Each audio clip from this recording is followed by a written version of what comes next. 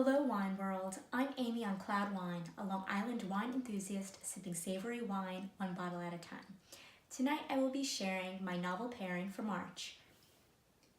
The Sun is Also a Star by Nicola Yoon, and it is paired with Maiden and Liberty's French-American blend. First, I will start off with the wine.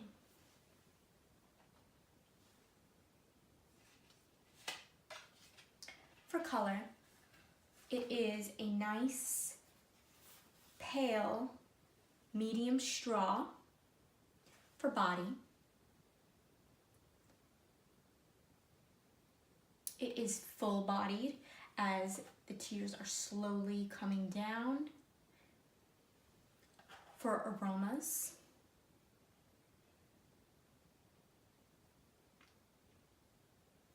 I smell quince,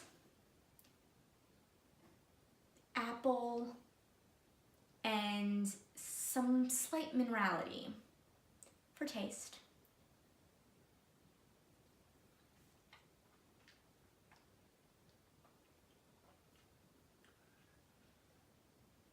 I taste yellow apples, slight citrus.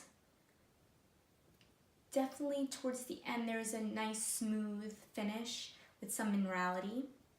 This blend from the North Fork of Long Island and the south of France is made of Chardonnay, Viognier, Vermentino, and Macabou. The owners of this wine has one spouse that has roots from the Old World, which is the south of France, and the New World, which is here on the North Fork of Long Island, my home area. They have several wines. They have a red blend, they have a Chardonnay, and two more. For more information, you can shop.maidenandliberty.com. Next, I'm going to be discussing the book, The Sun is Also a Star. First, I'm going to read the inside flap. The story of a girl, a boy, and the universe. Natasha. I'm a girl who believes in science and facts, not fate, not destiny, or dreams that will never come true.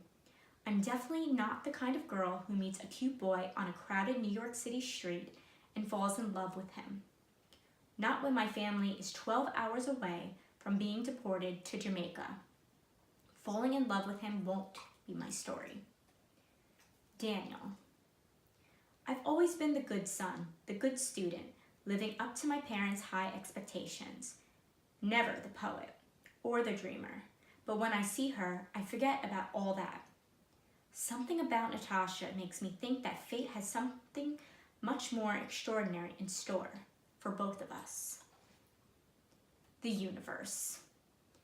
Every moment in our lives has brought us to this single moment. A million futures lie before us. Which one will come true?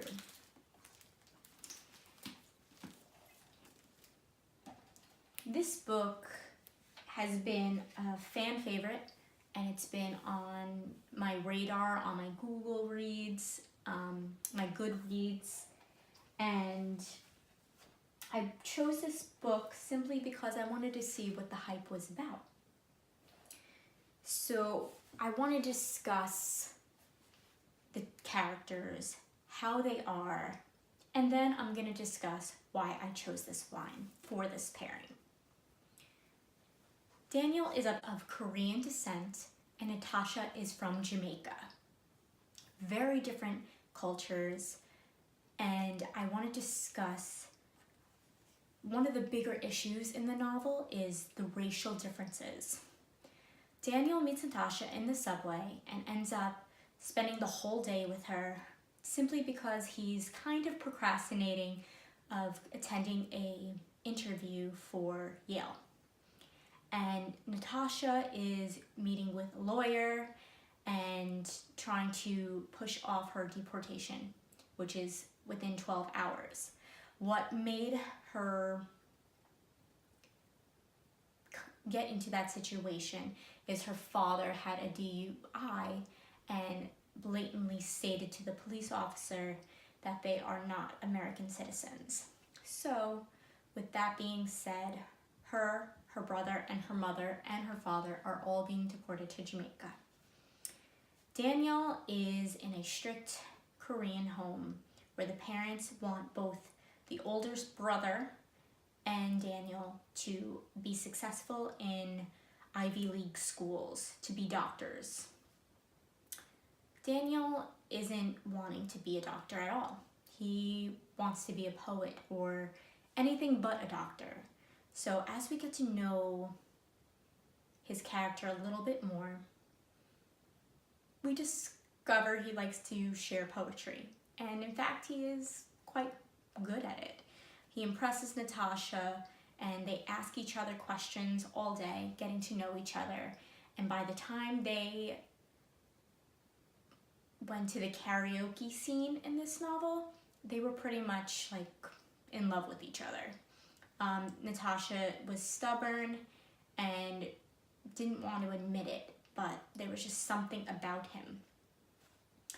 What brings this book together with Destiny is that both Natasha's lawyer that she is talking to get out of the deportation, and the interviewer for Daniel's Yale interview is the same exact person. And what I like about this novel is there's several narrators.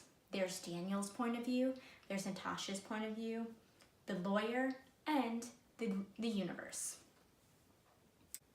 There are different point of views of love. Daniel is the poet. He believes all these events that are happening to them throughout the day is fate. Whereas Natasha is pretty much going back at him with facts, science facts, and how love is just a compromise in a way where two people are kind of meeting at the same time and they have some interests, some hobbies, some things in common, but really it's just making it work. So Daniel ends up proving Natasha wrong in a way by asking those questions throughout the day, and proves that love does exist. Towards the end of the novel, I feel that the universe was working in their mysterious ways. Being a hopeless romantic, I believe that was a very nice ending after all the trouble that they've been through. I chose this wine because it's a blend. This story is about a blend of two different cultures, of them telling their story, of their backgrounds, their culture, how they believe in love, who believes in science, who loves poetry, and who just wants the facts. I felt this wine was a perfect pairing. Like I said, it's a blend of 4 grapes, and that is the simply reason why I chose it. I rate the wine a 4 out of 5. I like it because it's on the dry side, and once it's chilled, it is very smooth. I highly recommend this wine. It's a great, well-balanced blend of 4 grapes. The book, I would give a 3 out of 5. I respect the points of view. The only thing that made me bring it down from a 4 is that it kind of dragged on a little bit. But like I said, I thought the ending was great, and I'm glad that was there. So I want to thank you for joining me on Book and Bottles novel pairing for March, and I hope you will join me again in April. So cheers to you, and explore new wines.